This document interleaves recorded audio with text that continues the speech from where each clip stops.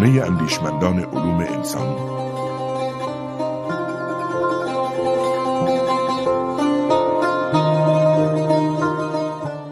عرض سلام و ادب دارم به محضر همه خانم ها و آقایان و خوشحالم که در این جلسه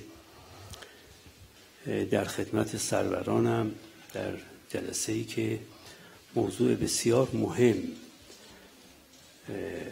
و بلکه مهمترین موضوع هر جامعه‌ای یعنی تعلیم و تربیت درش محل توجه و محل بحث و گفتگو.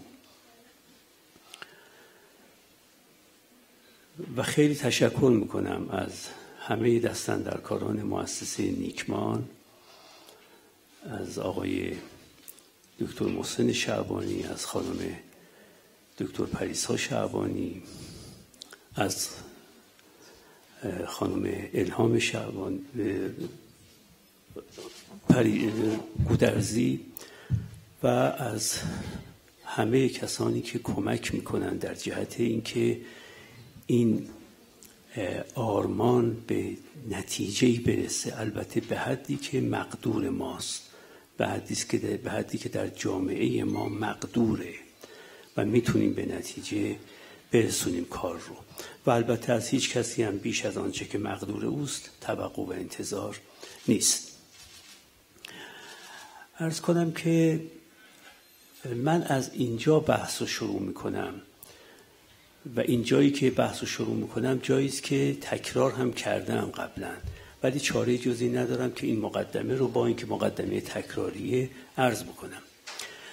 آموزش و پرورش ما و نه فقط کشور ما بلکه بسیاری از کشورهایی که مثل ما و در فضای ما و در نوع مشابهت با ما به سر میبرند، آموزش و پرورششون یک عیب بسیار عمده داره. وقتی میگم آموزش و پرورش، منظورم فقط وزارت آموزش و پرورش نیست، بلکه همه نهادها و مؤسسات و اشخاصی که دارن شهروندان جامعه رو آگاهانه یا ناآگاهانه، خواسته یا ناخواسته، دانسته یا ندانسته، این شهروندان رو دارن تعلیم و تربیت میکنن.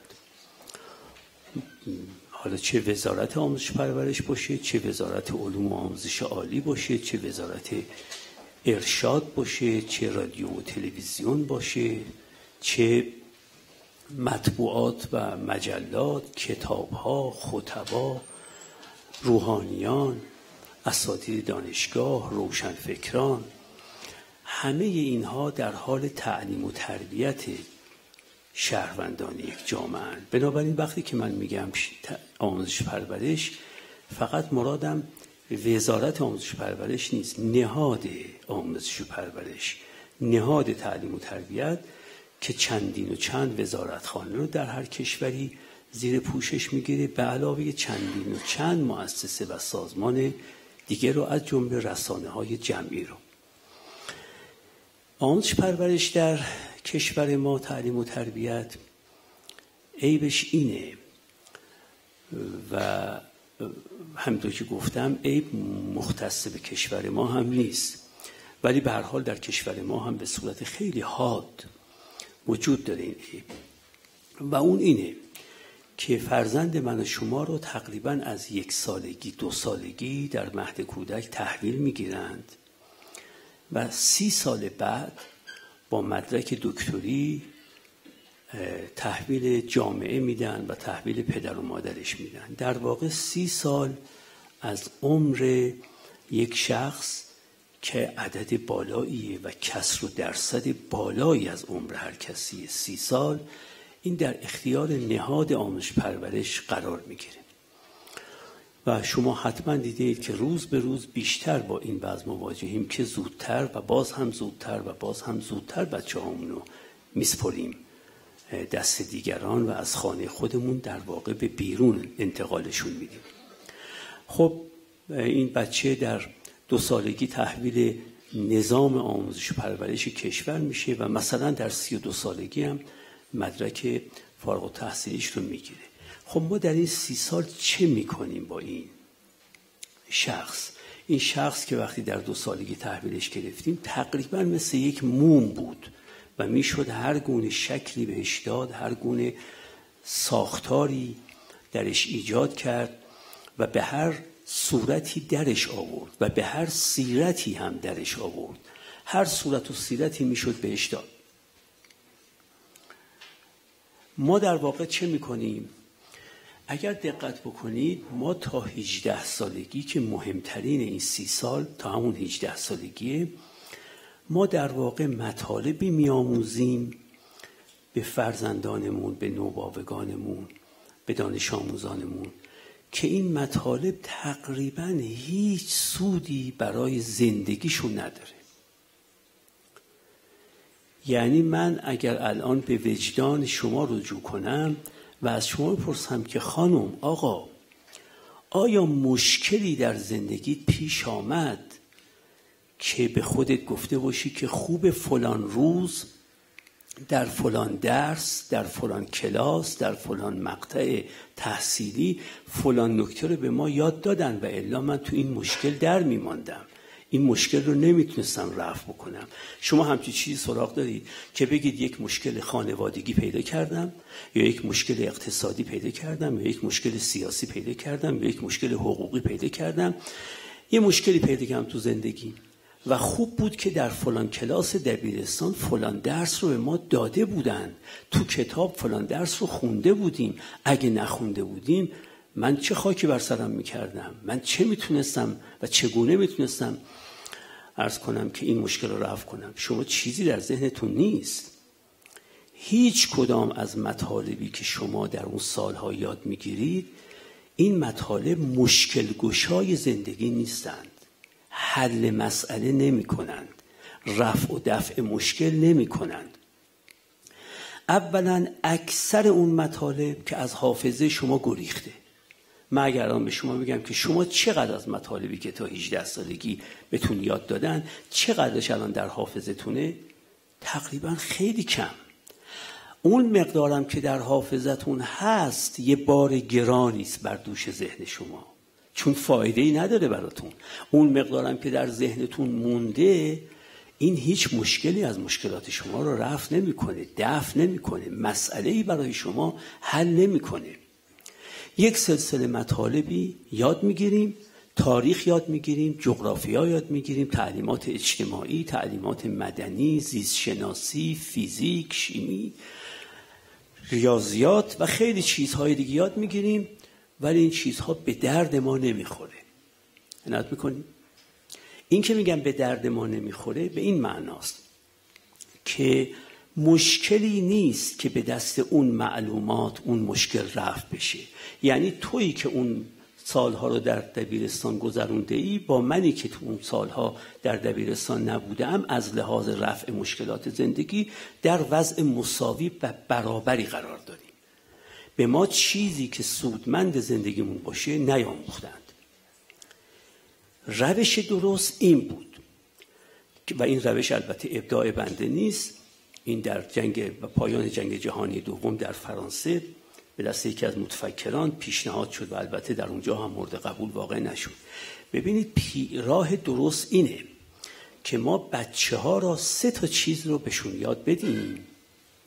یکی زبان فارسی خود، مثلا حال در مورد ما ایرانیان زبان فارسیشون رو به صورت خوب که بتونن خوب بنویسند و خوب بگویند اینو بهشون یاد بدیم. زبان و ادبیات فارسی و مخصوصا تکیه میکنن بر زبان فارسی. اینی که بتونن خوب بگویند، خوب بنویسند، این چیز اولی است که ضرورت داره که بچه‌ها بیاموزن.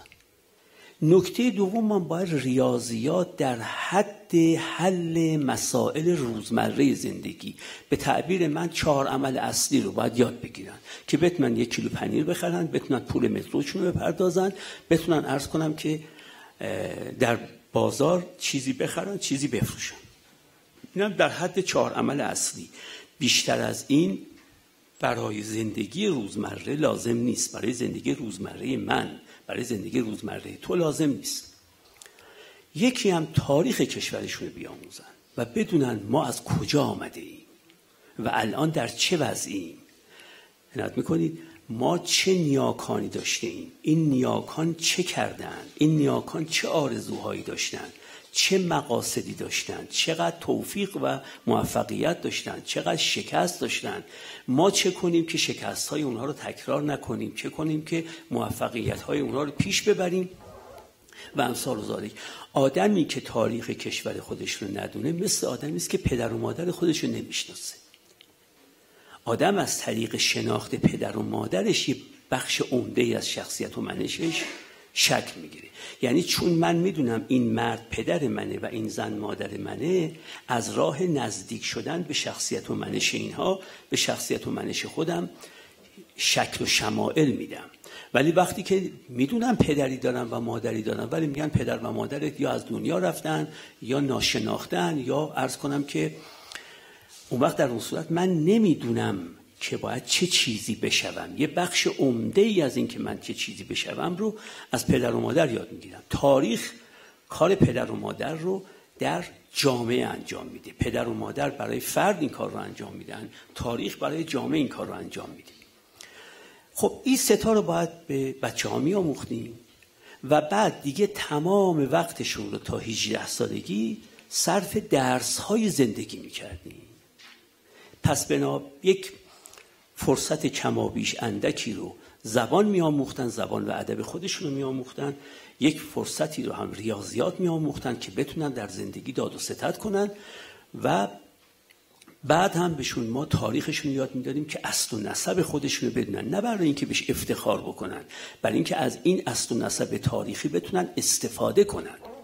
اینو باید بهشون یاد میدادیم. بقیه وقت رو تا 18 سالگی باید بهشون درس‌های زندگی یاد میدادیم. یعنی اونایی که در هر سنی که باشند، در شهر باشند، در روستا باشند، مرد باشند، زن باشند، تحصیل کرده باشند، تحصیل کرده نباشند، شغل و حرفه بیرون از خانه داشته باشند، شغل و حرفه بیرون از خانه نداشته باشند، عنایت میکنید در هر اوضاع و احوالی باشند با این مسائل سر و کار پیدا میکنن. یه روزی کمیت زندگیشون لنگ میشه یه جایی اگر این مسئله رو ندونن. اینا رو باید بهشون یاد بدیم. اینا بهش میگیم درس‌های زندگی. عنایت میکنیم بهشون یاد بدیم که دوستی یعنی چه.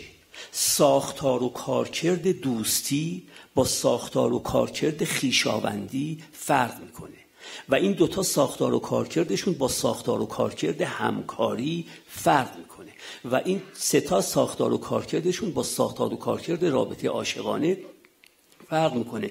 دوست تو یه وقت همکار تصور نکنی، همکار تو یه وقت دوست تصور نکنی، دوست تو معشوق تصور نکنی، خویشاوند تو لزوما دوست تصور نکنی. اینا هر کدامش یه ساختاری داره، یه کارکردی داره.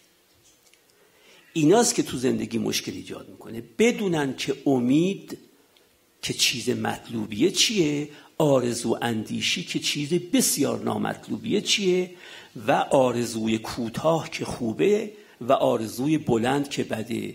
اینا رو بدونن با هم چه تفاوت داره. بفهمن که آیا من دارم الان امید می‌ورزم یا من دستخوش آرزو اندیشی شدم یا من آرزوم نکنه آرزوی درازه که نابود کننده است. من آرزوم باید در یه حدی باشه. اینا رو ما کجا یاد گرفتیم؟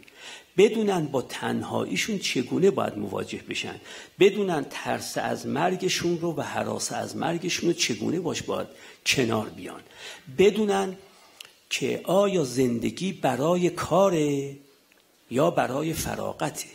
آیا باید کل زندگی کار بکنیم، فراغت رو فقط از سر ناچاری داریم، یا کل زندگی باید فراغت داشته باشیم و کار رو از سر ناچاری انجام میدیم. بدونن که عدالت چه فرقی میکنه با شفقت و این دوتا چه فرقی میکنن با عشق. بدونن که چه پدیده های متعددی همش نامش عشقه ولی با هم هیچ شباهتی ندارن بلکه گاهی ضد یکدیگرن. اینا رو بدونن که آزادی بدون مسئولیت امکان پذیر نیست، مسئولیت هم بدون آزادی امکان پذیر نیست. بدونن معنای زندگی چه باید باشه، بدونن هدفشون در زندگی چه باید باشه، بدونن ارزش زندگیشون به چیه. اینا رو باید بدونن. بدونن که احترام چه فرقی با اطاعت میکنه. من به کی اطاعت بدهکارم، به کی احترام بدهکارم. بدونن عزت نفس چه فرقی میکنه با تکبر. بدونن حرمت نفس چه فرقی میکنه با عزت نفس. بدونن که روش آسان انجام یک کار چیه. بدونن مدیریت زمان چیه و این چیزایی که الی ماشاءالله اینا رو باید بدونن. تا 18 سالگی که بیشترین قدرت فراگیری ذهنی رو بچه‌ها دارن، باید بهشون این درس‌های زندگی رو یاد بدن. خب حالا 18 سالشون که شد، اون وقت کسانی رو که اون درس‌های زندگی رو بهشون یاد دادن، میشه این استدلال 7 مقدمه‌ای رو برشون بگن بچه‌ها شما 18 سالتون الان شده و تقریباً 15 سال از این 18 سال، 12 سال از این 18 سال ما داشتیم بهتون درس‌های زندگی میدادیم. نه زیست شناسی بهتون درس دادیم، نه فیزیک، نه شیمی. چون زیست شناسی به درد همه انسان‌ها نمیخوره، فیزیک به درد همه نمیخوره، ریاضیات هم به درد همه نمیخوره. اما ما اون چیزی که به درد همتون میخوره بهتون یاد دادیم. حالا 18 سالتون شده، حالا ما یک استدلال 7 مقدمه‌ای که همتون با توجه به اون چیزایی که بهتون یاد داده ایم مراحل این استدلال رو میتونید بیاموزید. مرحله اول این استدلال اینه که یکی از ویژگی‌های یک زندگی خوب اخلاقی بودنه.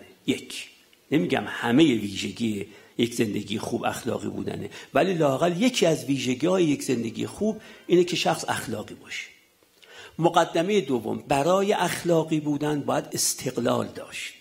اگر من دستم تو جیب شماست، چشمم به دست شماست، نمیتونم در مواجهه با شما اخلاقی رفتار کنم. آدم وقتی میتونه با کسی اخلاقی رفتار کنه که مستقل روی پای خودش ایستاده است. وگرنه اگر پول تو جیبی من رو شما بهم میدید، وقتی شما یه ظلمی میکنید من چشممو میبندم. چون میبینم اگه بخوام وظیفه اخلاقی ما انجام بدم پول تو جیبیمو از دست میدم. پس مقدمه دومی که من برای اخلاقی بودن نیاز به استقلال دارم.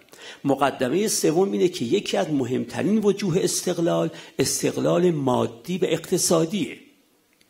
مقدمه چهارم این که برای استقلال مالی و اقتصادی ما ثروت باید داشته باشیم. مقدمه پنجم اینه که برای ثروت باید درآمد داشته باشیم. همه که ثروتشون از راه بلیت بخت آزمایی به دست نمیارن یا از راه ارث. اکثر ما انسان‌ها ثروتمون رو باید از راه چی به دست بیاریم؟ از راه درآمد. به ندرت کسانی هستند که بدون درآمد ثروت دارن. پس ثروتمون رو از راه درآمد به دست بیاریم. مقدمه ششم اینه که برای درآمد نیاز به شغل و حرفه داریم. باید یه شغل و حرفه‌ای داشته باشیم. و مقدمه هفتم هم این که برای اینکه شغل و حرفه‌ای رو بتونیم متکفل بشیم، متعهد بشیم، بپذیریم، باید در یک علم یا فن یا هنر متخصص بشیم. هر کی بخواد یک شغلی داشته باشه از این سه بیرون نیست. یا در یک علم، یا در یک فن، یا در یک هنر باید متخصص بشه. حالا برید بچه‌ها تو دانشگاه، هر کدومتون تو یک علمی که دلتون میخواد و فنی که دلتون میخواد و هنری که دلتون میخواد برید اونجا یاد بگیرید. اونجاست که کسی که میخواد گیاه شناس بشه و جانور شناس بشه معلومات زیست شناختی به دردش میخوره، خب اونجا یاد میگیره. اما اون که میخواد فیزیکدان بشه که نیاز به زیست شناسی نداره، بنابراین وقتشو نگرفتیم تو دبیرستان بهش زیست شناسی یاد بدیم که به دردش نمیخوره. و اونجاست که کسی که میخواد فلسفه بخونه به یه موادی نیاز داره. اون که میخواست فلسفه بخونه چه نیازی داشت که در دبیرستان جغرافیا بهش یاد بدیم و تاریخ بهش یاد بدیم؟ فقط وقتش از بین بردیم. در واقع این روش درسته. روش درست پس اینه که ما بیایم آنچه که بقای زندگی یک بچه بهش توقف داره، زبانه که در جامعه به اون زبان تکلم میکنن، تاریخ اون جامعه و اندکی از ریاضیات در داد و ستد و تعاملات بهش نیاز داریم، بهش یاد بدیم. بقیه عمرشو درس‌های زندگی بهش یاد بدیم. بعدم بگیم البته هر کدامتون میتونید برید در دانشگاه در یک علم یا فن یا هنر متخصص بشید. و من این رو که میگم سالها پیش در دانشگاه صنعتی شریف یه بحثی داشتم. یکی از اساتید طراز اول ریاضیات کشور، بزرگترین تقریبا استاد ریاضیات، بعد از سخنرانی من گفت که آقای ملیکان کل ریاضیاتی که ما در دبیرستان بچه‌ها یاد میدیم اگر میذاشیم تو سن دانشگاه بهشون یاد بدیم تو 1 ترم میشد بهشون یاد داد، تو 1 ترم. چون اونقدر بچه رشد ذهنی کرده که مفاهیم ریاضی رو فهم میکنه، هضم میکنه. اما ما چقدر جبر و مثلثات و حساب و هندسه و ترسیمی و رقومی و عرض میکنم آمار به بچه‌ها یاد میدیم. اولا در اون سن یاد نمیگیرن، حفظ میکنن، یاد نمیگیرن، چون یه رشد ذهنی میخواد یاد گرفتن مفاهیم ریاضی. بعدم اکثرشون به دردشون نمیخوره. ما که تو زندگیمون با مثلثات و جبر سر و کار نداریم، ما همین 4 عمل اصلی که میدونیم دیگه میتونیم عرض کنم که کارمون رو پیش ببریم. خب این روش درسته، ولی چون این روش درست در آموزش پرورش کشور ما در نهاد آموزش پرورش اجرا نمیشه، اون وقت یه مؤسساتی مثلا مؤسسه نیکوان باید درست بشن و بیان اون چیزی را که باید خود آموزش پرورش به بچه‌ها یاد میاد باید به عنوان حاشیه بیارن یاد بدن. اون وقت اینه که این مؤسساتی مثل مؤسسه نیکوان و مؤسسات مشابه اینا پدید میان برای اینکه اون نقصان آموزش پرورش رو جبران بکنن. بگن اون چیزهایی که شما یاد میدید به درد بچه‌ها نمیخوره و اون چیزهایی که به درد بچه‌ها میخوره شما یاد نمیدید. ما اومدیم اینا رو بهشون یاد بدیم، بگیم این چیزها رو باید بهتون یاد میدادن، حالا که یاد ندادن بیاید پیش ما یاد بگیرید. حالا اون چیزها چیه؟ اون چیزها را من گاهی ازش تعبیر میکنم به درس‌های زندگی، تعبیری که آندره موراآ در فرانسه اواسط قرن 20 من به کار می‌برد. ما باید درس‌های زندگی یاد بدیم به بچه‌هام. درس‌های زندگی رو اگه بچه‌تون تو روستان زندگی بکنه، آخرش باید سر و کار پیدا می‌کنه، تو شهر زندگی بکنه، تحصیل کرده باشه، تحصیل کرده نباشه، زن باشه، مرد باشه. باید اینا رو یاد بدیم. نه چیزی که به درد یک گروه می‌خوره به درد بقیه گروه‌ها نمی‌خوره. زیست شناسی به درد 1% ناچیزی از مردم میخوره. خب اونا شغل و حرفشون با زیست شناسی سر و کار داره، میرن زیست شناسی رو هم در دانشگاه یاد میگیرن. به همین ترتیب جغرافیا، من چه ضرورت داره که بدونم که در عرض بکنم قاهره قرن 4 چند تا مسجد وجود داشته؟ بله؟ چه در از من دوام میکنه که در قاهره قرن 4 در جغرافیای تاریخی من یاد میدن که چند تا مسجد وجود داشته، چند تاش مسجد جامع بوده، چند تاش مسجد جامع نبوده. این به چه درد من میخوره؟ بله، اگر یک کسی بعدها در دانشگاه رشته جغرافیا رو دنبال کرد، اونم جغرافیای تاریخی، اون وقت اون البته بره اون رو یاد بگیره. ولی چیزی که همه ما بهش محتاجیم رو به ما یاد نمیدید و چیزی رو به ما یاد میدید که اکثریت ما بهش محتاج نیستیم، چون اکثریت ما فقط به یکی از اون مواد احتیاج داریم، به بقیه‌اش نیازی نداریم. خب اون چیزا رو بهش میگن درس‌های زندگی. حالا این درس‌های زندگی 2 قسمه. چرا 2 قسمه؟ به دلیل اینکه هر کاری در زندگی 2 چیز درش ملحوظه. یعنی اگه من دارم تدریس میکنم، تدریس من 2 چیز باید درش ملحوظ باشه. اگر ازدواج کرده اید شما، در ازدواجتون 2 تا چیز باید ملحوظ باشه. اگر مغازه‌ای باز کرده اید، تو مغازه باز کردن و خرید و فروشتون و مشتری راه انداختنتون باید 2 تا چیز ملحوظ باشه. هیچ کار ارادی نیست، هیچ کار ارادی، اهم از مهم و غیر مهم، الا این که درش 2 نکته مهمه. یکی این که اون کار به موفقیت دست پیدا کنه، یکی این که اون کار با رعایت ضوابط اخلاقی انجام بگیره. توجه میکنید؟ بنابراین شما 4 حالت هر کاری که بهش دست بزنید، از یک چای نوشیدن تا بزرگترین فعالیت‌های سیاسی اجتماعیتون، 2 تا بحث در بابش باید کرد. یکی این که این کارت به هدفش رسید یا نرسید، این یک. دوم این که چه به هدفش رسیده باشه چه نرسیده باشه توش ضوابط اخلاقی رعایت شد یا نشد. توجه می‌کنید؟ و بنابراین تدریس من 4 حالت میتونه داشته باشه. هم میتونه تدریس موفقی باشه و هم رعایت ضوابط اخلاقی توش شده باشه. میتونه تدریسم موفق نباشه ولی رعایت ضوابط اخلاقی رو درش کردم. میتونه تدریسم موفق باشه ولی رعایت ضوابط اخلاقی رو توش نکردم. میتونم تدریسم نه موفق باشه نه ضوابط اخلاقی توش رعایت شده باشه. یعنی چی؟ تدریس موفقیتش به چیه؟ حالا یک مثال تدریس بزنم. موفقیت تدریس در اینه که معلم بتونه آنچه را میخواهد به دانش آموزان انتقال بده، بتونه انتقال بده. اگه معلمی آن چرا که میخواست در ذهنش به دانشجویان انتقال بده بتونه انتقال بده، اینجا معلم موفقه.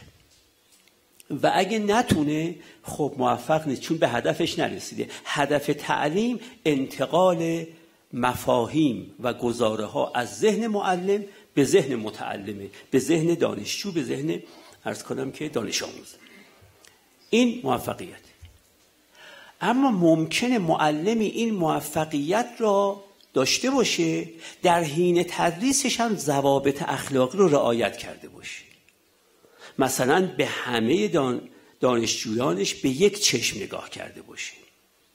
زبان بدنش نسبت به دانش آموزی و دانش آموز دیگری زبان بدنش متفاوت نباشه.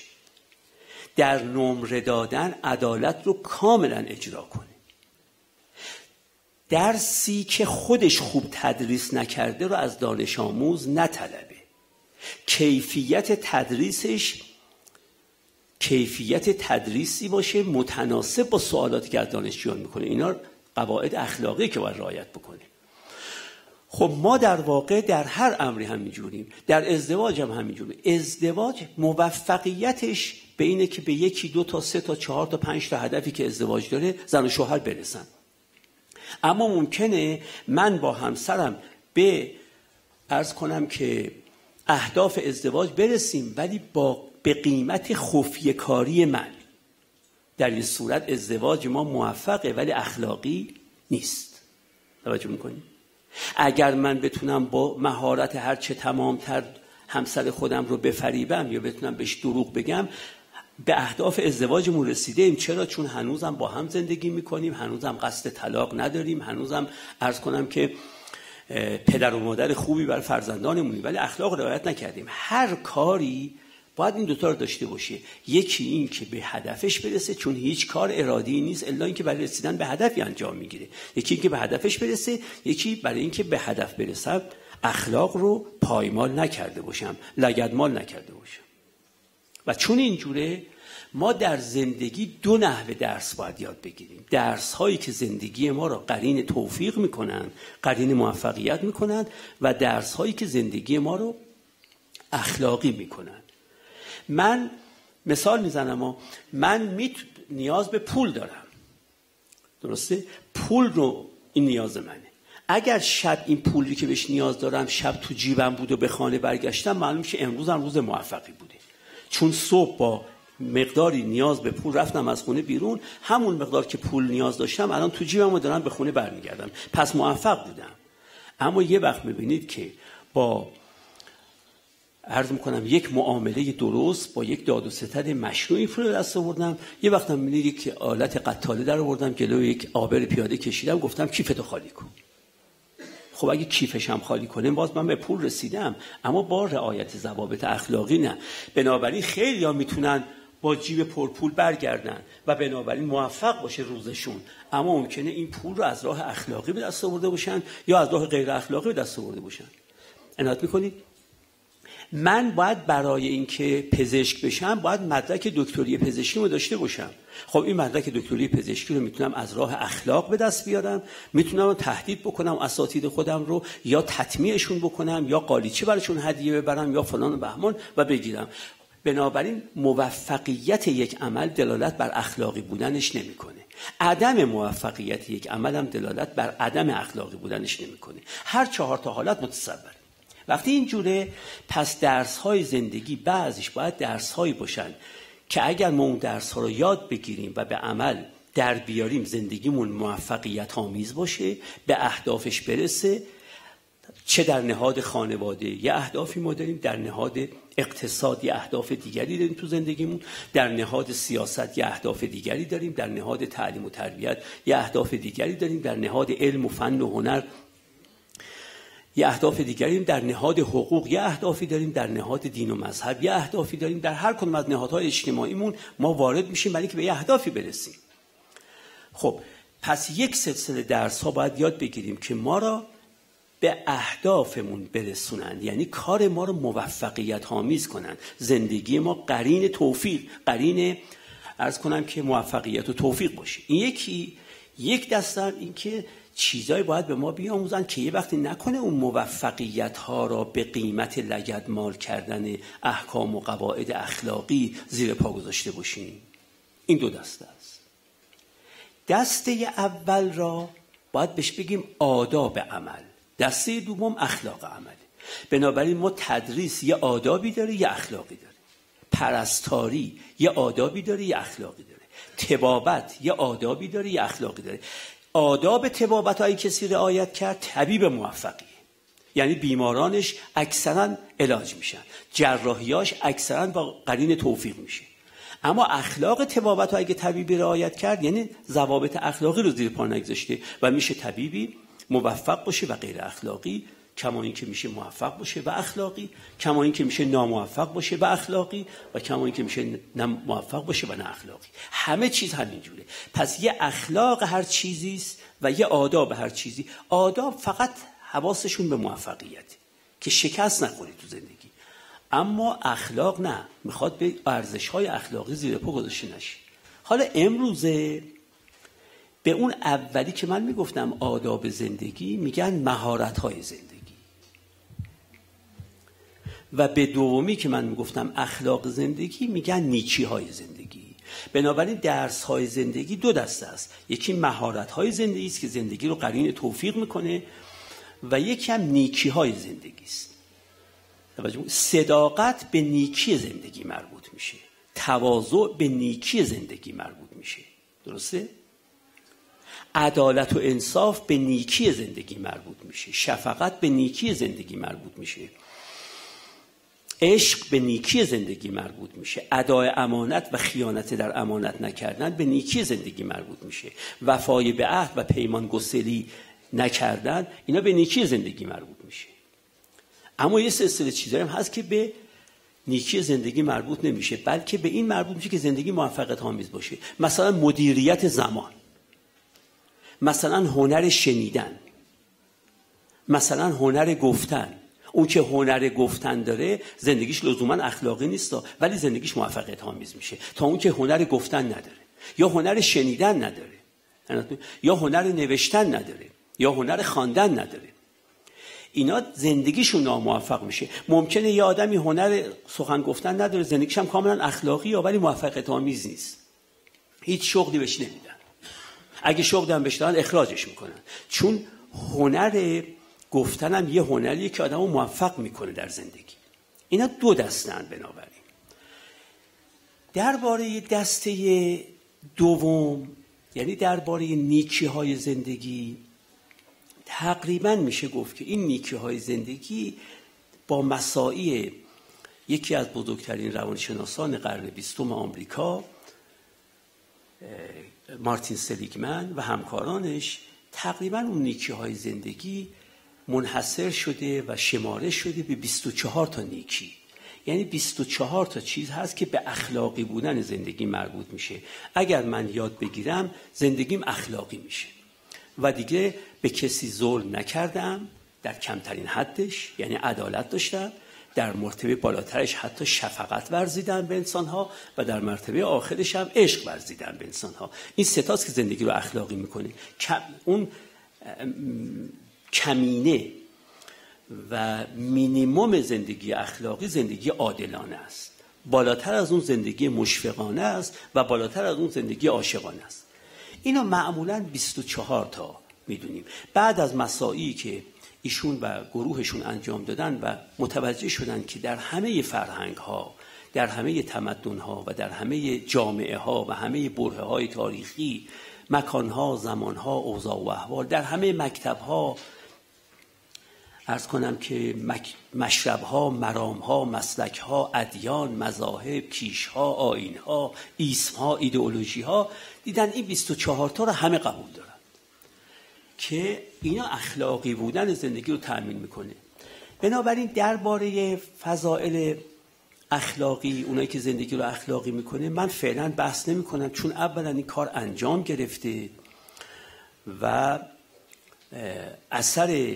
اثری که منعکس کننده تحقیقات سلیگمن و گروهشون هست، این اثر هم به زبان فارسی گمان کنم 1-2 بار ترجمه شده اگرچه ترجمه هاش به نظرم ترجمه های خوبی نیست، ولی به هر حال این بحث نیاز نیست که من الان اینجا مطرح بکنم چون قبلا گفته شده. علاوه بر این که من تک تک اجزایش رو به وفور در جاهای مختلف گفتم، اون 24 تا رو. امروز قصد داشتم که اون مهارت‌های زندگی رو بهش اشاره بکنم. نگاه می‌کنید؟ یعنی اونایی که زندگی رو موفقیت آمیز می‌کنه و اگه آدم رعایت بکنه زندگیش قرین توفیق بیشتریه. یعنی مهارت‌های زندگی، نه نیچی‌های زندگی. مهارت‌های زندگی اولا باید به 2 دسته تقسیم بشن که یک دستش محل بحث من نیستن. گاهی مهارت‌های زندگی مهارت‌هایی هستن که اگر شما شغل و حرفتون این باشه باید این مهارت رو داشته باشی. بعد اگه شغل و حرفتون یه چیز دیگه باشه نیاز به این مهارت ندارید. یعنی این مهارت‌ها اینجور نیست که برای همه انسان‌ها به صورت مشترک محل حاجت و مورد نیاز باشن. نه، اگر من شغلم حسابداریه یه مهارت‌هایی باید داشته باشم، اگر شغلم مدیریت یه مهارت‌های دیگه باید داشته باشم. حسابداران لزوما نیازی به مهارت‌های مدیران ندارن، مدیران هم لزوما نیاز به مهارت‌های حسابداران ندارن. پزشکان یه مهارت‌های نیاز دارن که مهندسان نیاز ندارن، مهندسان یک مهارت‌های نیاز دارن که پزشکان نیاز ندارن. این یک دسته مهارت‌های زندگی که امروزه متاسفانه در قالب کتاب‌هایی که در باب مهارت زندگی نوشته میشه یا ترجمه میشه اتفاقاً بیشتر به اینا میپردازن. یعنی اونایی که بعضی مشاغل و حرف بهش نیاز دارن، بعضی دیگه بهش نیاز ندارن، یا اگر من در شهر باشم بهش نیاز دارم، در روستا باشم نیاز ندارم. نگاه می‌کنید؟ اینا رو من صرف نظر ازش میکنم. اینا در کتاب‌ها آمده. اما یک سلسله مهارت‌هایی هست که اینا دیگه شما هر شغل و حرفه‌ای داشته باشید، در شهر زندگی کنید، در روستا زندگی کنید و کشاورزی بکنید، دامپروری بکنید، در کار صنعت باشید، در کار تجارت باشید، در کار خدمات باشید، توجه می‌کنید، در اقتصاد تولید کننده باشید، توزیع کننده باشید، مصرف کننده باشید، خلاصه هر وضع و حالی داشته باشید به این مهارت‌ها نیاز دارید. بنابراین اون مهارت‌هایی که به بعضی مشاغل اختصاص دارن و بقیه مشاغل به اون مهارت‌ها نیاز ندارن رو ازش صرف نظر می‌کنن و می‌پردازن به مهارت‌های مشترک. این مهارت‌های مشترک به شمارش که من کردم 20 تا مهارته. من فقط اشاره به هر کدامش می‌کنم، در حد یک جمله هر کدامش توضیح میدم. این 20 تا مهارت‌های زندگی ان، کاری به اخلاق زندگی ندارن، زندگی رو موفقیت آمیزتر می‌کنن. من اینا رو به خدمتتون عرض می‌کنم. اولین مهارت اینه که شما خودتون رو به هیچ مکتبی، مسلکی، مشربی، مرامی، ایدئولوژی، اسمی مقید نکنید، بلکه بگید هر جا خوبی هست من یاد میگیرم و هر جا بدی هست دفعش میکنم. اگه خودتون رو تو تونل یک مکتب انداختید، یک مسلک، یک مشرب، یک مرام، یک ایدئولوژی، یک اسم، خیلی از موفقیت زندگیتون از دست میدید. بنابراین اول کاری که باید کرد اینه که یک نوع بیکیشی داشت. منتها بیکیشی به این معنا که گفتم، معناش اینه که از هر جایی استفاده کنیم، از هر جایی نکته‌ای بیاموزیم. نگیم ما فقط نکاتی رو قبول داریم که تو این مکتب گفته شده، دیگه ما به بقیه مکتب‌ها کار نداریم. خب اینجا موفقیت زندگیتون کم میشه. عنایت میکنید. به تعبیر دیگری شما باید عقد اخوتی با هیچ مکتبی نبندید. عقد اخوت ببندید با هر مطلب مفیدی. هر مطلبی که مفیده از هر جا بگیرید و هر مطلبی هم که نامفیده از هر جا طردش کنید، دفعش کنید، نفیش کنید. اما اگر خودتون منحصر کردید به یک مکتب، خب خودتون از این موفقیت‌هایی محروم کردید. بحث من اخلاق نیست، موفقیت فعلا. این دو نکته اول. نکته دوم این که ما باید اتکای به خود داشته باشیم. استقلال در زندگی باید داشته باشیم. هر چه زندگی وابسته تر میشه، موفقیت ازش کمتر میشه و هر چه آدم روی پای خود ایستاده باشه، عرض میکنم که موفقیتش بیشتره. این که کسانی که هر که کنارشون راه بره میلمن به طرف او، به چپ میلمن یا به راست میلمن، نمیتونن رو پای خودشون راه برن، اینا کسانی هستند که موفقیت ندارن. جبران خلیل جبران در کتاب پیامبرش حتی در باب ازدواجم به زنان و شوهران میگه در کنار هم بر پاهای خودتان راه بروید. در کنار هم باشید ولی بر پای خودتون راه برید. من نباید بلمم روی همسرم یا همسرم بلمه روی من. استقلال موفقیت زندگی رو کم میکنه. ویژگی سومی که زیاد میکنه، ببخشید، بی استقلالی در واقع. و اما نکته سوم این که هنر نقادی رو باید یاد گرفت.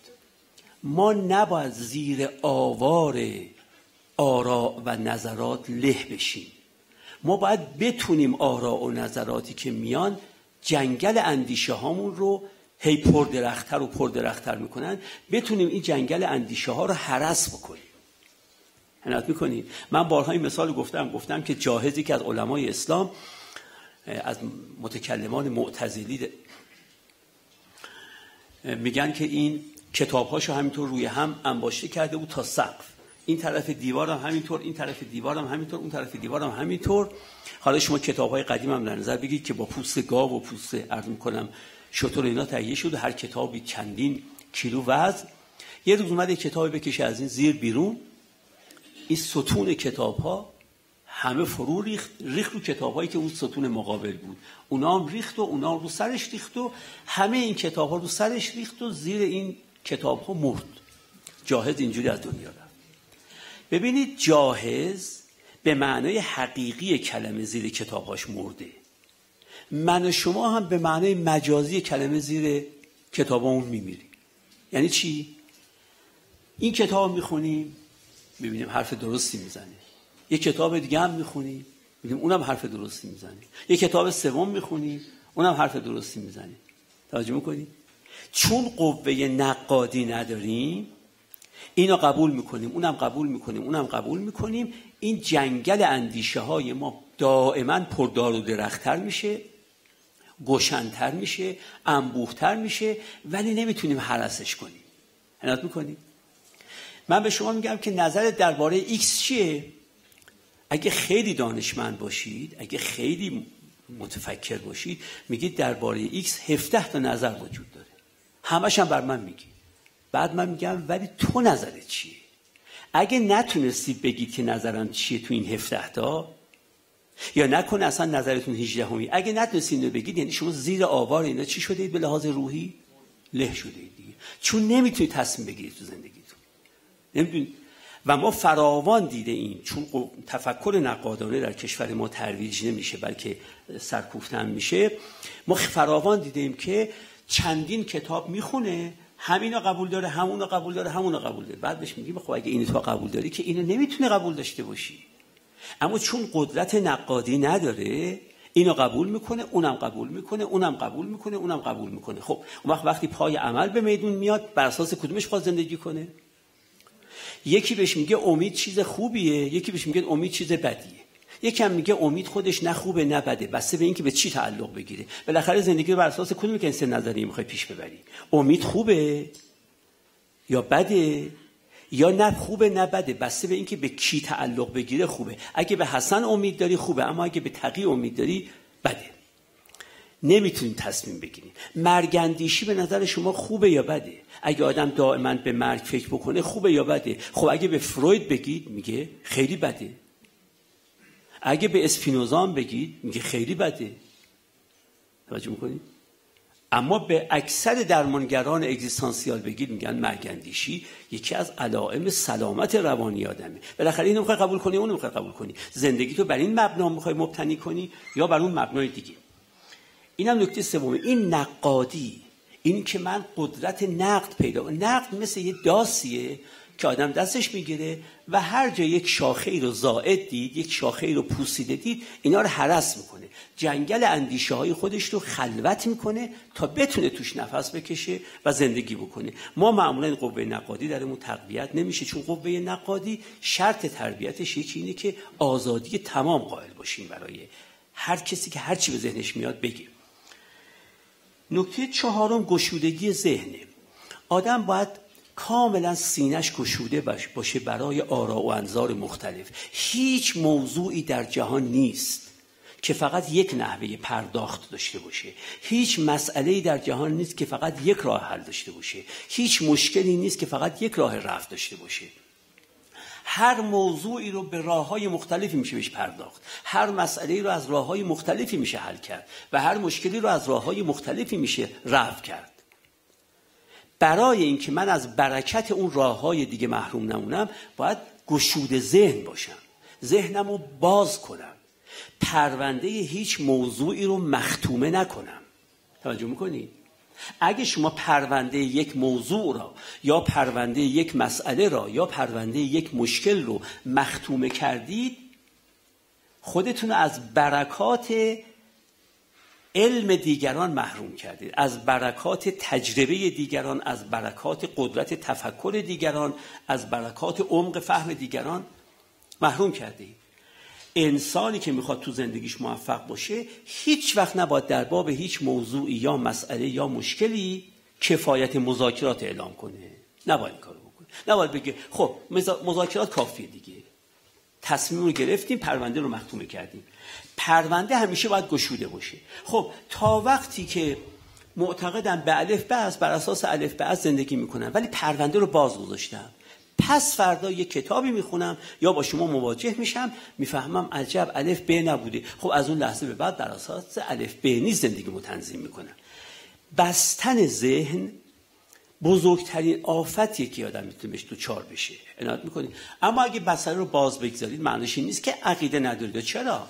من عقیده دارم الان الف ب است و بر اساس الف ب است زندگی میکنم، اما گوشمو نبستم نسبت به کسانی که معتقدن الف ب نیست. اگه کسی گوشه و کنار دیدم میگه الف ب نیست، بهش میگم که استدلال تو بگو ببینم چرا میگه الف ب نیست. ممکنه استدلالش منو متقاعد کنه و از فردا بر اساس الف ب نیست زندگی بکنم.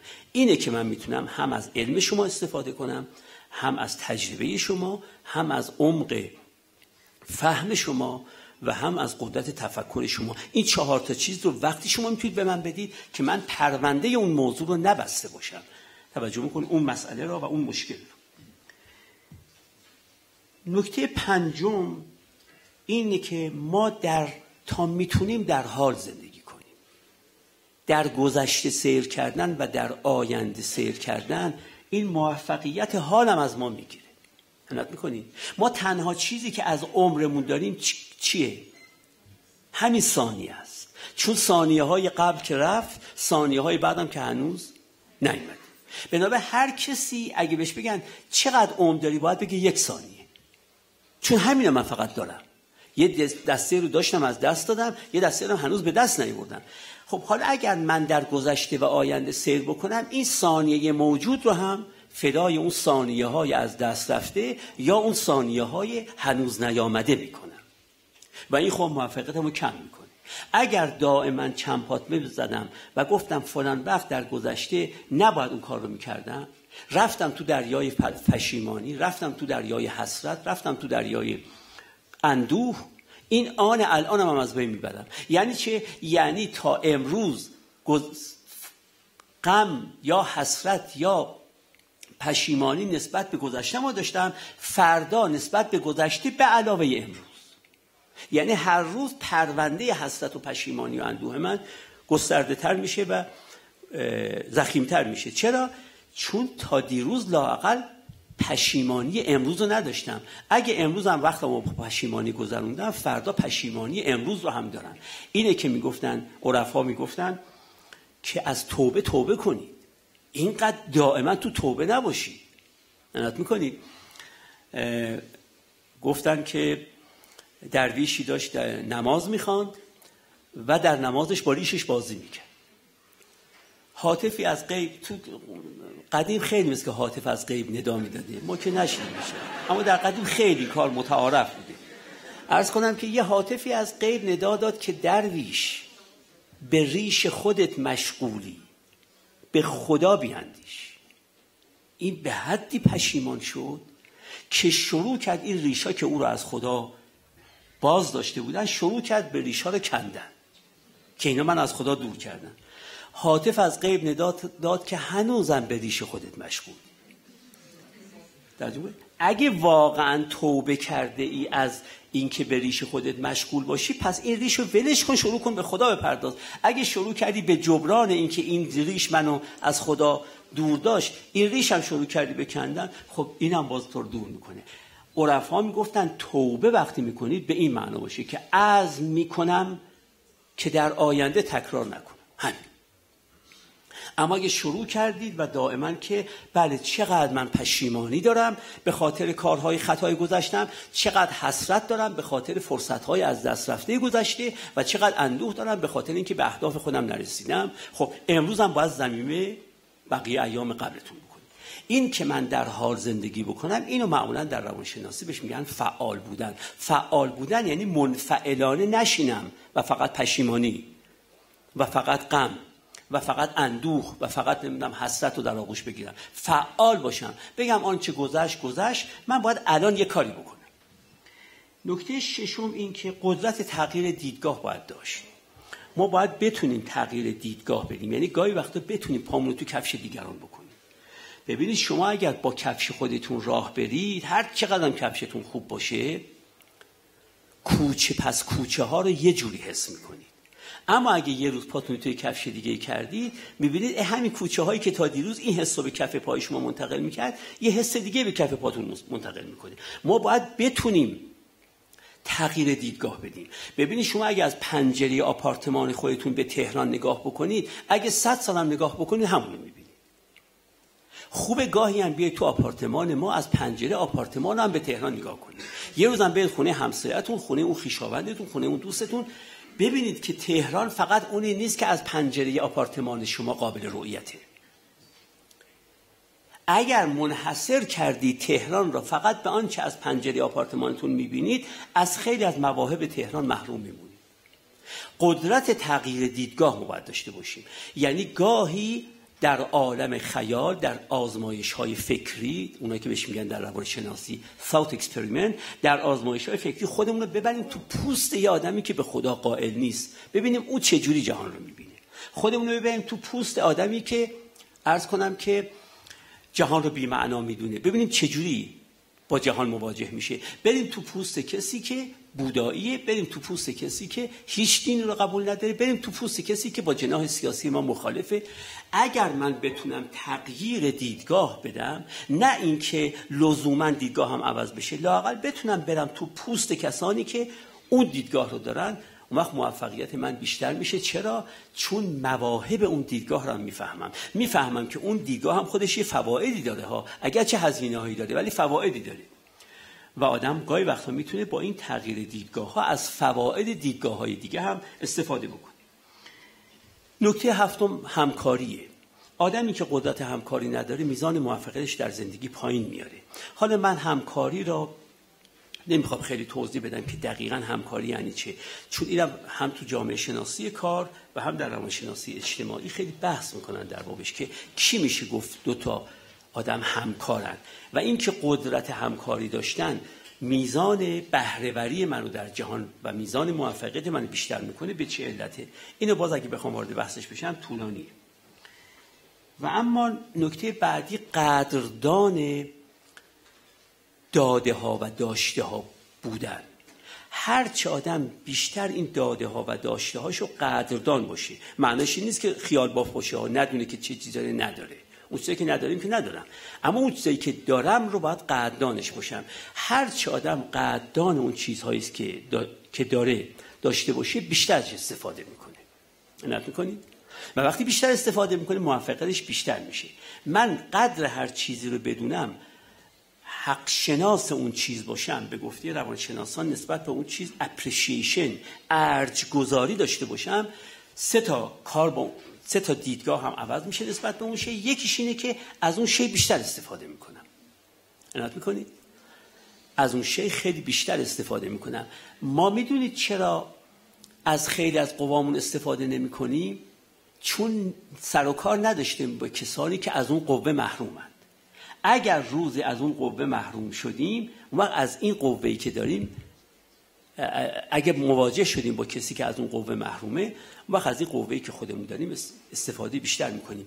اپریشیشن داشتن نسبت به داشته ها، این اثرش 3 تا اثر البته داره. این اثرش که محل بحث من اینه که میزان موفقیت من رو بیشتر میکنه، به دلیل اینکه من بیشتر استفاده میکنم از این چیزی که قدرشو میدونم.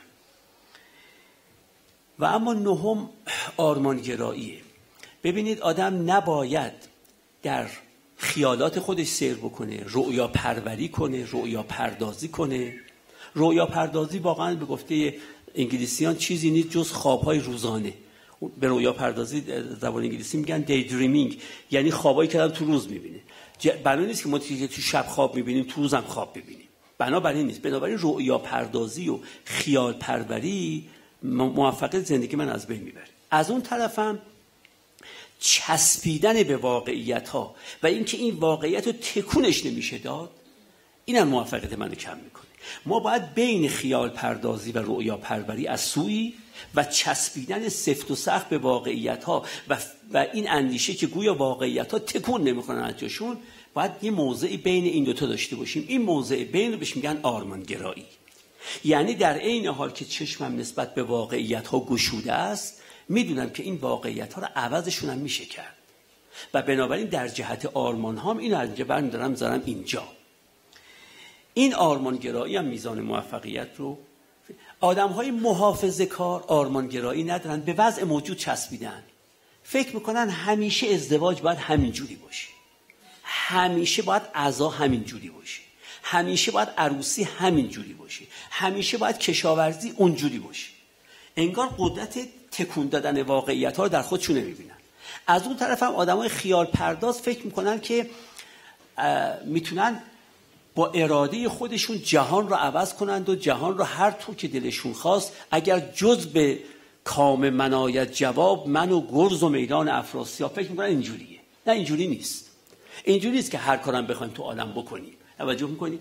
این که عالمی از نو بباید ساخت و از نو آدمی، این خیال پردازی. عالمی از نو نمیشه درست کرد، آدمی هم از نو نمیشه درست کرد، اینم خیال پردازی. یه حد وسطش بهش میگیم ایدئالیسم مثبت، یعنی آرمانگرایی. یعنی من به واقعیت ها توجه دارم، به آیکیو خودم توجه دارم، فکر نمی کنم آیکیو 180، نه، میفهمم آیکیوم 89. اینو میفهمم. به حافظم توجه دارم که چقدره، به قدرت یادگیریم، به قدرت یاد سپاریم. اما در عین حال معتقدم با همین قدرت یادگیری و یاد سپاری و یادآوری و قدرت تفکر و قدرت اقناع، با همین میزان توانایی که دارم که در حقش هم مبالغه نمی کنم، میدونم که دانشمندتر از این میتونم بشم و بنابراین میرم به طرف دانشمند شدن. اگر آرمانم چی باشه؟ دانشمند شدن باشه. و به همین ترتیب در باب هر چیز دیگری.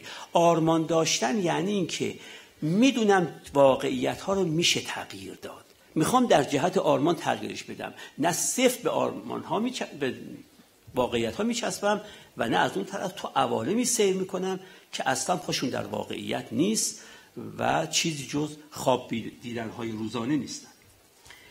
نکته دهمی که باید تو مهارت زندگی یاد گرفت اینه که ما باید با بیشترین کار رو با کمترین دردسر انجام بدیم. اصل اکانومی در روانشناسی ازش هست، اصل تدبیر. قدما میگفتن تدبیر، امروزه میگن اکانومی.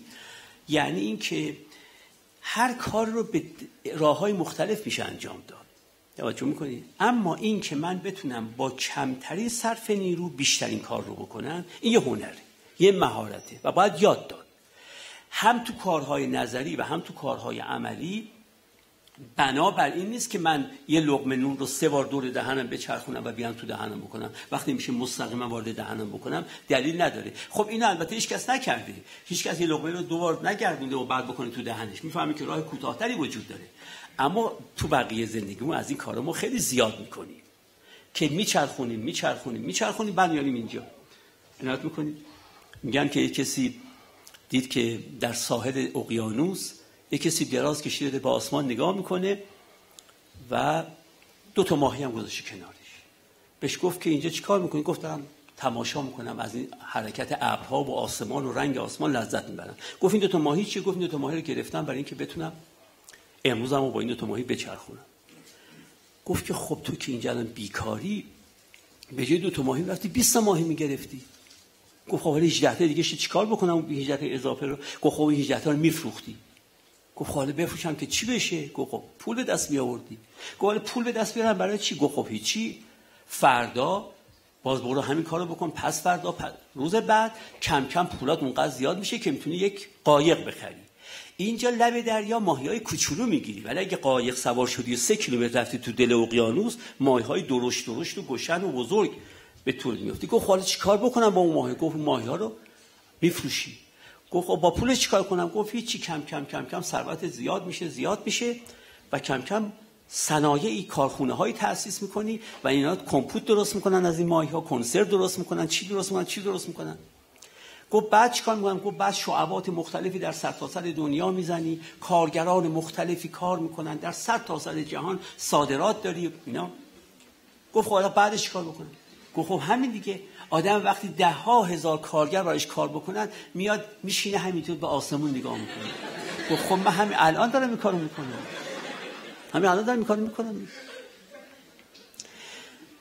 و خیلی از ما داریم همین کارو میکنیم. یعنی این که میشد همین الان بکنه رو میذاریم که 35 سال دیگه بکنم، که تازه معلومه 35 سال دیگه اصلا به اینجا هم تو برسی یا نرسی، چون اینجا که نشسته ای کسی کار بهت نداره. اما اگه رفتی یه کارتل و تراست تولیدات درست کردی، فردا ممکنه ترورت کنن، فردا ممکنه دزدانت، عرض میکنم که آدم رباییت بکنن، اما اینجا کسی به تو کار نداره. حالا میخوام بگم این که آدم تو زندگیش یاد بگیره که کارآمد باشه در زندگی. عنایت میکنید؟ کارآمد یعنی من بتونم بیشترین کار رو با کمترین صرف نیرو بکنم. نیرو هم فقط نیروی مغزی نیست، هر گونه نیرویی که در زندگی میتونه کارمایه ما بشه، یعنی مایه‌ای باشه که با توسل به اون بتونیم کار بکنیم. عرض کنم که نکته 11 هم اشتیاق به یادگیریه.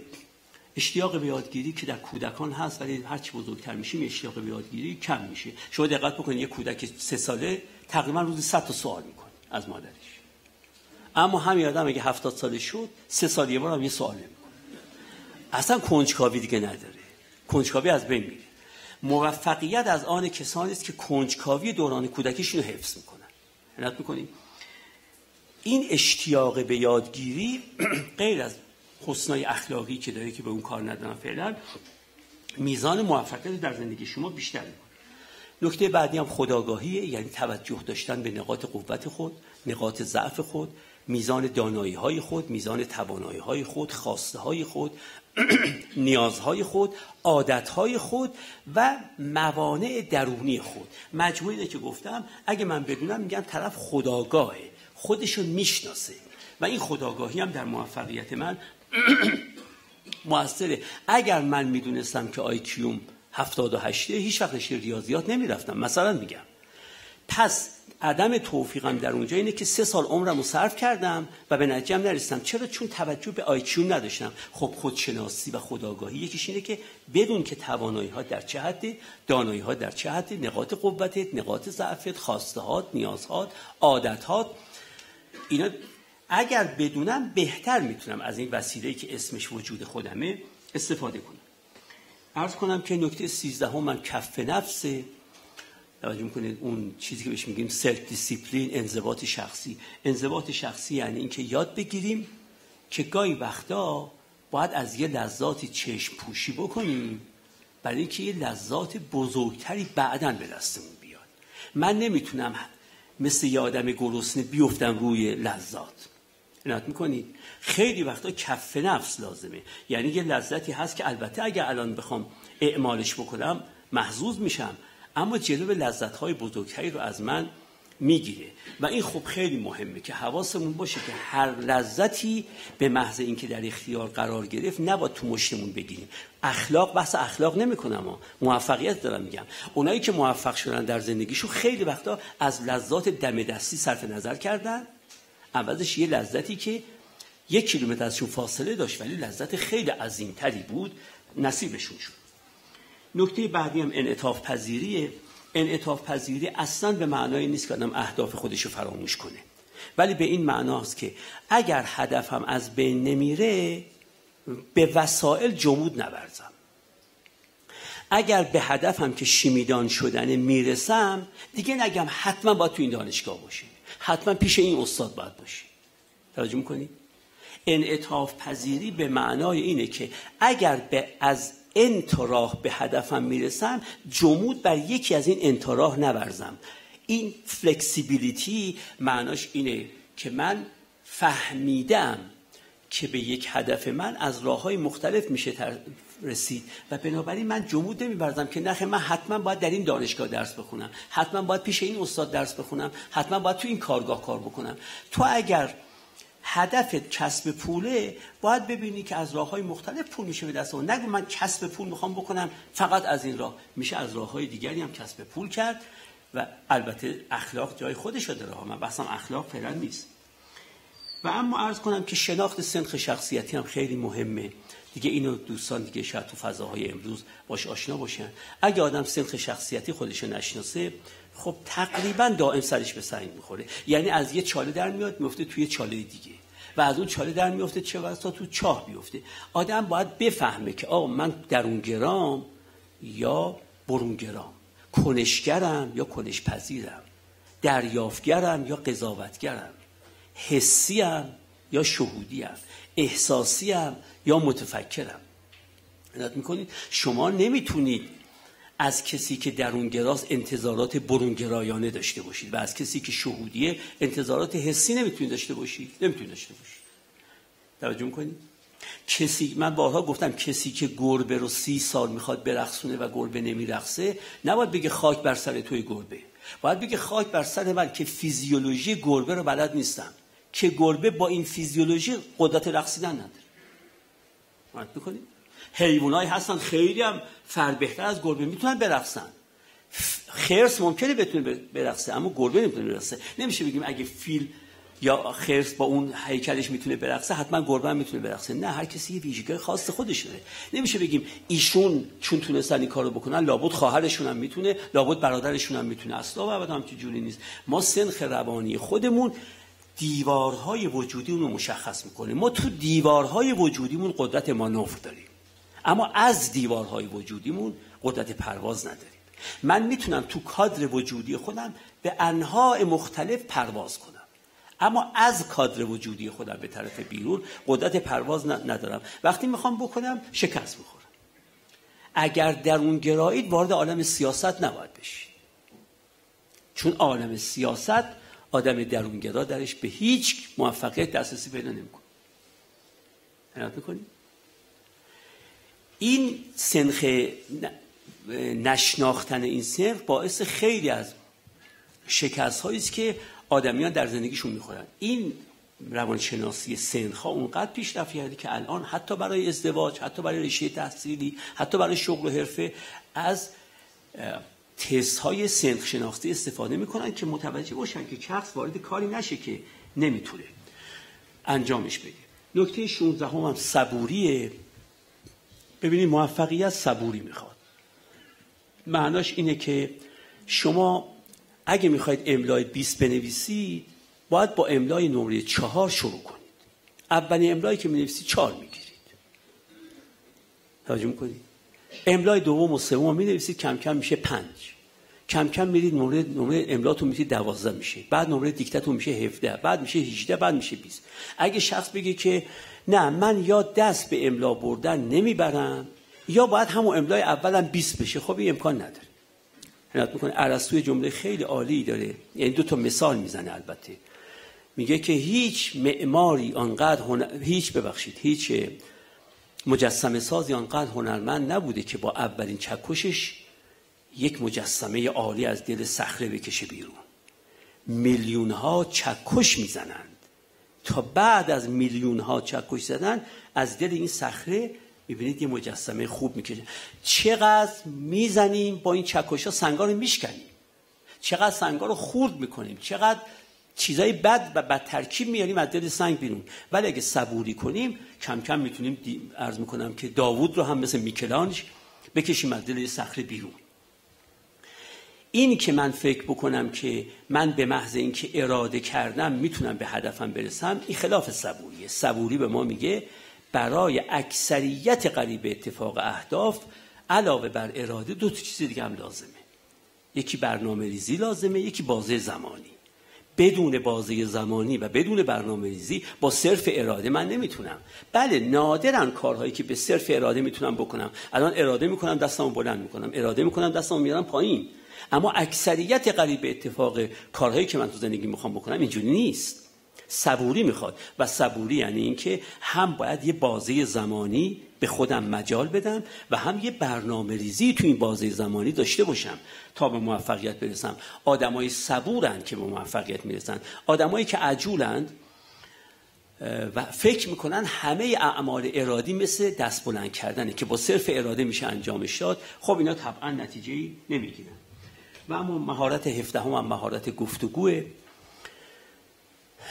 که یک مهارت خیلی خیلی مهمیه. این که من بتونم گفتگو کنم، البته گفتگو به معنایی که امروزه کسانی مثل مارتین بوبر میگن، کسانی مثل دیوید بوم میگن، کسانی مثل هابرماس میگن گفتگو به این معنای فلسفی، نه گپ و گفت، نه شب زنده داری کردن با دوستان. اینا محروم نباید بخونیم خودمون از، ولی خب میگن به اونا گفتگو نمیگن.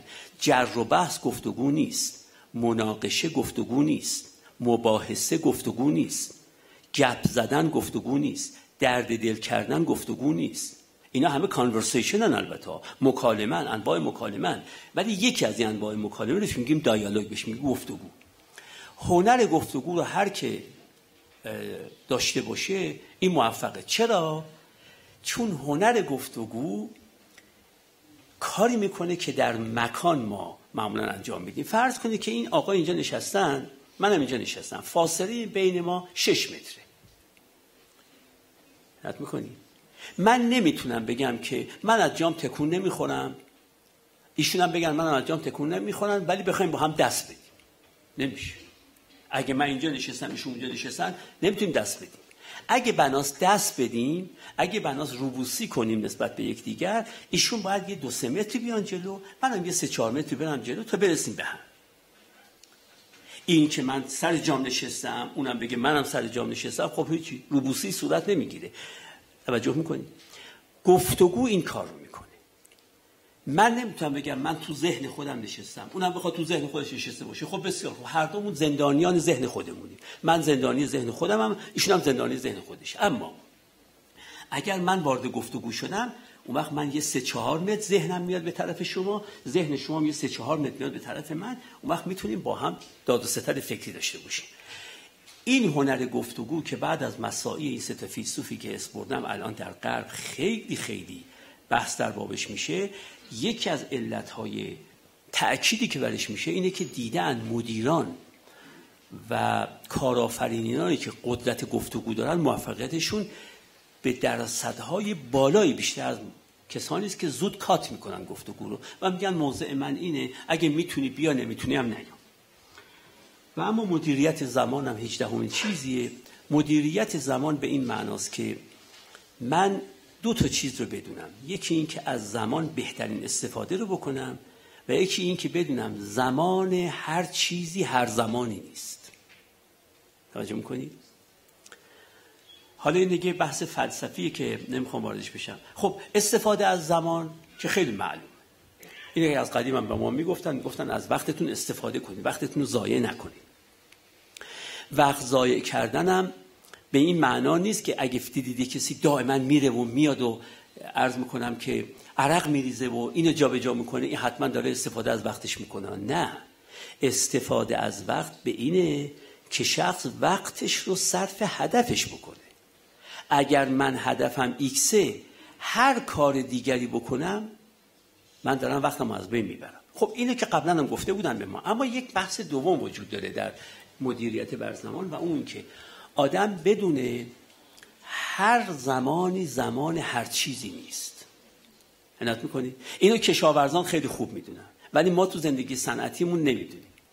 کشاورز میدونه که وقت چیدن سیب الان نیست، وقت کاشتن فلان دانه هم الان نیست، وقت آب دادن فلان مزرعه هم الان نیست. توجه میکنید؟ در زبان یونانی یه تفکیکی صورت میدادن برای بین زمان. یکی این زمانی که الان میاد و میره بهش میگفتن زمان، که به این میگفتن کرونوس، یعنی زمان. مثل که دیشب و امشب و فردا شب. این همون زمانیه که میگیم وقتتون رو ضایع نکنید و از این زمان استفاده کنید. اما یه زمان دومی میگفتن که اون زمان رو با تعبیر کرونوس به کار نمیبردن. زمان یعنی موسم درخور هر چیزی. آدمای موفق کسانی هستند که موسم درخور هر چیزی رو میدونن. عنایت میکنید. منی که کشاورزی بلد نیستم میرم دانه رو 2 هفته زودتر میکارم، به نتیجه نمیرسه. 3 هفته دیرتر میکارم. سیب رو 2 روز زودتر میچینم. موز رو 3 روز دیرتر میچینم، به نتیجه نمیرسم. این که من زمان هر کار رو بدونم، این خیلی مهمه و مدیریت زمان قسمت دومش خیلی مهمتر از قسمت اولشه که بدونم الان وقت مساعد فلان کار نیست، الان وقتم رو باید صرف فلان کار دیگه بکنم. نکته 19 هم که من یادداشت کردم اینه که آدمی موفق در زندگیش که رفتار اعتماد برانگیز داشته باشه، رفتاری داشته باشه که بتونن دیگران بهش اعتماد بکنن. هرچه اعتماد برانگیزی در آدم بیشتر میشه، آدم بیشتر شریک دارایی‌های دیگران میشه. عنایت میکنید؟ اعتماد برانگیزی نداشته باشم، من اگر اعتماد برانگیز باشم، با اینکه تو جیبم 1 قرون ندارم، میتونم الان بیام از شما 1000 تومان قرض بگیرم. توجه میکنید؟ یعنی در واقع با اینکه 1 قرون ندارم، اما 1000 تومان شما مال منه، چون اعتماد برانگیزم. ولی اگه اعتماد داشته باشم، 1000 تومان دارم، شما جنس 1001 تومانی به من نمیفروشید، میگید این 1 تومنه رو نمیاد به من بدی. بنابراین یه وقت هست که تو جیبم هیچ چی نیست ولی شریک در مال شما، یه وقت هست که تو جیبم همه چیز هست، یه اندکی کم دارم، شما این اندکم میگید برو بیار. عنایت میکنید؟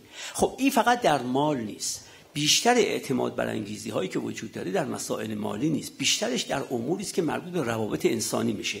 اونایی که اعتماد برانگیزن، طرز حرف زدنشون، طرز کردارشون و حتی زبان بدنشون اعتماد برانگیزه، اینان که ما رو میتونن وارد یک رابطه انسانی خوب با خودشون بکنن، هم خودشون نفع میبرن از این رابطه انسانی و هم من. دیدید که مثلا میگید که فلان کس اینو بهم گفته بوده ولی بهش اعتماد نکردم، بهمان کس هم همینو گفت ولی قبول کردم. فرق این 2 تا جمله این نیست که با هم فرق میکنن، جمله ها یکی هن، اما گوینده متفاوته. گوینده متفاوت البته اثر متفاوت میذاره. و اما آخرین چیزی هم که من عرض کنم که گفتم اینه که ما مهارت‌های 4 گونه ارتباط رو باید با هم بدونیم. ما در زندگیمون 4 گونه ارتباط داریم. این 4 گونه ارتباط غیر از ارتباطاتی است که به حوادث زندگی مربوط میشه. مثلا شما تو هواپیما نشسته، تو تاکسی نشسته، یک کسی میاد بغلتون میشینه. این ارتباط به حوادث مربوط میشه، قابل پیش بینی نیست، قابل برنامه‌ریزی نیست. اما 4 قسم ارتباط ما تو زندگی داریم. این 4 قسم ارتباط رو باید درش مهارت پیدا کنیم و یه وقتی یه چیز رو با یه چیز دیگه خلط نکنیم. بسیاری از مشکلاتی که الان ما تو جامعهمون داریم اینه که 2 تا دوست دو تا با هم همکار بودن، فکر کردیم ما دوستیم، با هم توقع دوستانه داشته، همکارش این توقع دوستانه رو برآورده نکرده، رابطه‌شون به هم خورده. با هم دوست بودن، فکر کرده معشوقش، ارتباط رو فکر می‌کرده ارتباط عاشقانه است، خب طرف جواب مناسبی نداده به این ارتباط عاشقانه، دوستیشون از بین رفته. این که من بدونم ارتباط خویشاوندانه یک کارکرد و ساختار داره، ارتباط دوستانه، ارتباط همکارانه و ارتباط عاشقانه، همه اینا هم ساختاراشون با هم متفاوته و هم کارکردهاشون. نه ساختارها رو باید با هم خلط کرد و نه کارکردها رو. اینم در موفقیت آدم تأثیر داره. من این 20 تا رو به این جهت گفتم که برای همه به درد میخوره، نه برای یه شغلی به درد بخوره، برای یه شغل دیگری به درد نخوره. سلام.